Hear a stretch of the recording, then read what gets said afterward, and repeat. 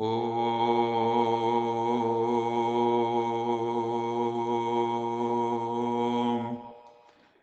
शांति। सत्यम शिवम सुंदरम सच्चिदानंद स्वरूप सत श्री अकाल मूर्त परमपिता परमात्मा सदाशिव की प्यारी और लाडली संतान प्यारे भाइयों तथा बहनों, आज 4 दिसंबर 2022 दिन रविवार 9 जनवरी 1993 की अव्यक्तवाणी रिवाइज हो रही है,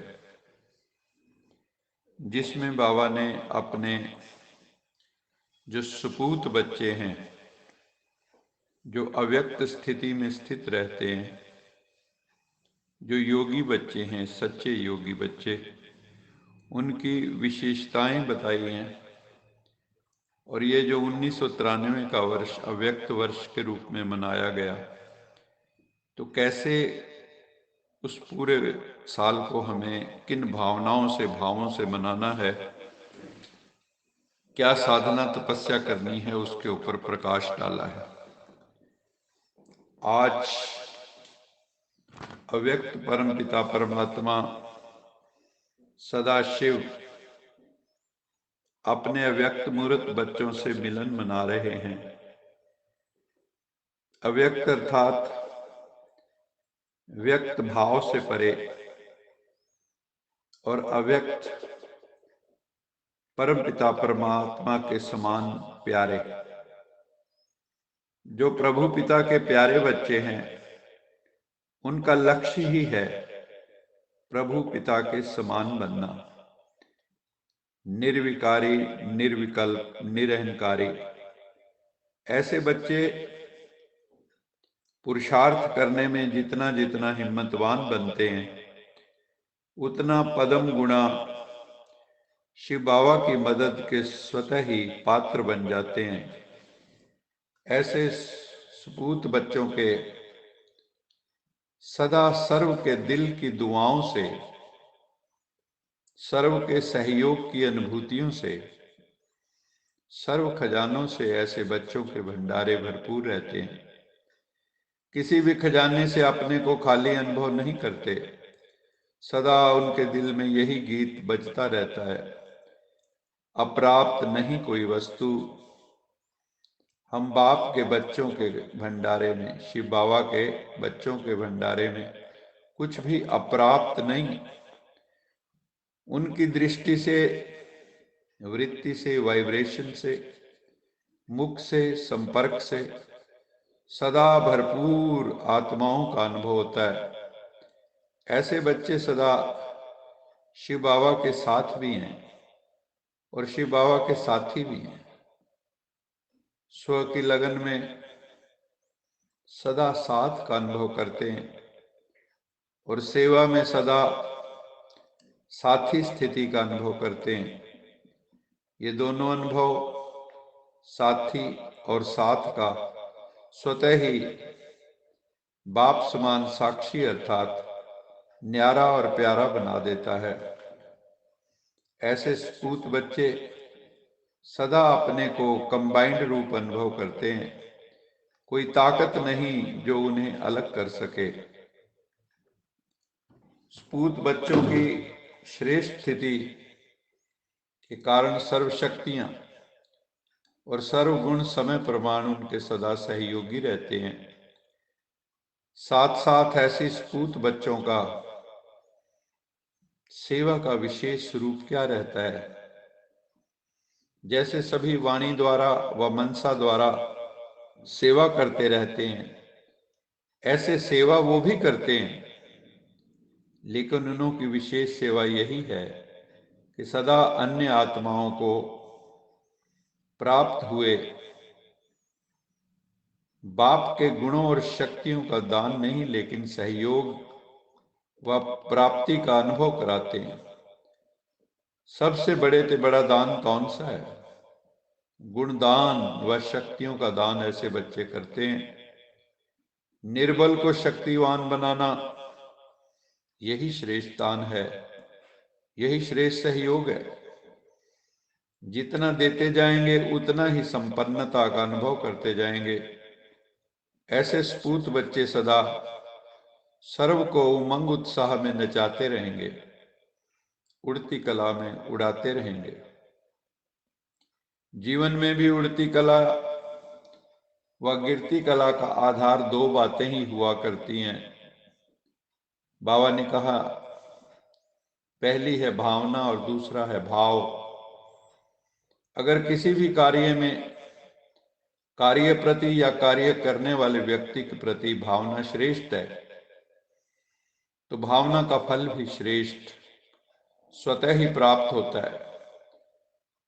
एक है सर्व प्रति कल्याण की भावना, दूसरी है कोई कैसा भी हो लेकिन सदा स्नेह और सहयोग देने की भावना, और तीसरी है सदा हिम्मत उल्लास बढ़ाने की भावना। चौथी है कोई कैसा भी हो लेकिन सदा अपनेपन की भावना, और पांचवी है इन सब का फाउंडेशन आत्मिक स्वरूप की भावना। तो बाबा ने 5 तरह की भावनाएं बताई। इनको कहा जाता है सद्भावनाएं व पॉजिटिव भावनाएं। तो अव्यक्त बनना अर्थात ये सर्व सद्भावनाएं रखना।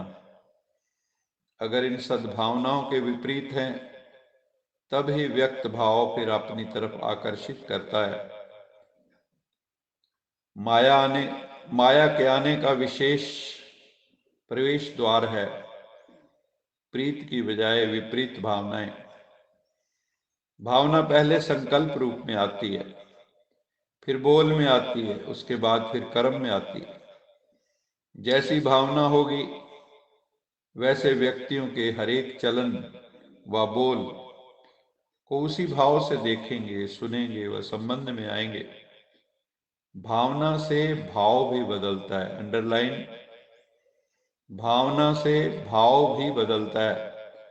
अगर किसी आत्मा के प्रति किसी भी समय ईर्ष्या की भावना है अर्थात अपनेपन की भावना नहीं है, तो उस व्यक्ति के हर चाल चलन, हर बोल से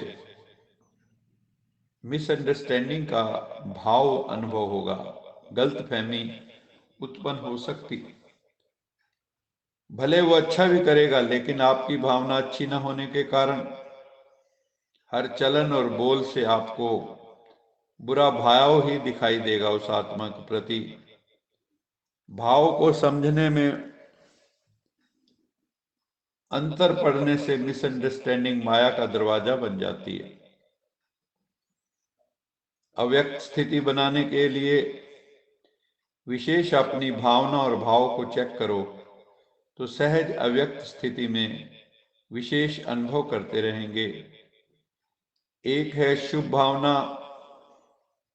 शुभ भाव और शुभ भावना, दूसरी है व्यर्थ भाव और भावना, और तीसरी है साधारण भावना और भाव। तो साधारण भावना व साधारण भाव नुकसान नहीं करता है, लेकिन जो तपस्वी जीवन का हमारा कर्तव्य है, जो योगी जीवन का कर्तव्य है, शुभ भावना से सेवा भाव, शुभ भावना से सेवा भाव, ये फिर वो नहीं कर सकते। इसलिए इस तपस्वी जीवन में जो सेवा का फल जमा होने का विशेष वरदान बाबा ने दिया है, उसकी अनुभूति फिर ऐसे बच्चे नहीं कर पाते। अशुभ भाव और अशुभ भावना को भी अपने शुभ भाव और शुभ भावना से परिवर्तन कर सकते हो। बाबा ने उदाहरण दिया, गुलाब का पुष्प बदबू की खाद से खुशबू धारण कर खुशबूदार गुलाब बन सकता है। तो आप श्रेष्ठ आत्माएं अशुभ, व्यर्थ, साधारण भावना और भाव को श्रेष्ठता में नहीं बदल सकते क्या? जरूर बदल सकते हैं। आज की मुरली का वरदान है, ज्ञान को लाइट और माइट के रूप से समय पर कार्य में लगाने वाले ज्ञानी तू आत्मा भाव। ज्ञान अर्थात नॉलेज, और knowledge is light, knowledge is might कहा जाता है। जब लाइट अर्थात रोशनी है, ये रॉन्ग है, ये राइट है, ये अंधकार है, ये प्रकाश, ये व्यर्थ है, ये समर्थ, तो लाइट और माइट से संपन्न आत्मा कभी अंधकार में रह नहीं सकती। अगर अंधकार समझते हुए भी अंधकार में है तो उसे ज्ञानी अथवा समझदार नहीं कहेंगे। ज्ञानी आत्मा कभी भी रॉन्ग कर्मों के, रॉन्ग संकल्पों के, रॉन्ग स्वभाव संस्कार के वशीभूत हो नहीं सकती। आज की मुरली का स्लोगन है, हीरो पार्ट बजाने के लिए परमात्मा जो जीरो है, जिसको लोग कई बार शून्य भी कह देते, जो बिंदु स्वरूप है, उसके साथ कंबाइंड होकर रहो। हीरो वही बन सकता है जो अपना अहम शून्य हो जाता है, निरहंकारी निर्विकारी हो जाता है। तो जब हम भगवान के साथ, शिव बाबा के साथ कंबाइंड होकर रहेंगे तो ऑटोमेटिकली हमारे द्वारा हीरो पार्ट बजना शुरू हो जाएगा, क्योंकि हम एलिवेटेड लेवल ऑफ कॉन्शियसनेस पर जिएंगे। अच्छा, मीठे मीठे सिखिलदे बच्चों प्रति माता पिता बाप दादा का याद प्यार गुड मॉर्निंग। रूहानी बाप की रूहानी बच्चों को नमस्ते। हम रूहानी बच्चों की रूहानी माता पिता बाप दादा को याद प्यार गुड मॉर्निंग और नमस्ते। सदा रहो हंसते, कहीं नहीं फंसते, बन जाओ फरिश्ते, बांध लो अपने बसते, चलो प्रभु के रास्ते। वाहेगुरु जी का खालसा, वाहेगुरु जी की फतेह। बोल साचे दरबार की जय। लोका समस्ता सुखिनो भवन्तु, लोका समस्ता सुखिनो भवन्तु, लोका समस्ता सुखिनो भवन्तु। ओम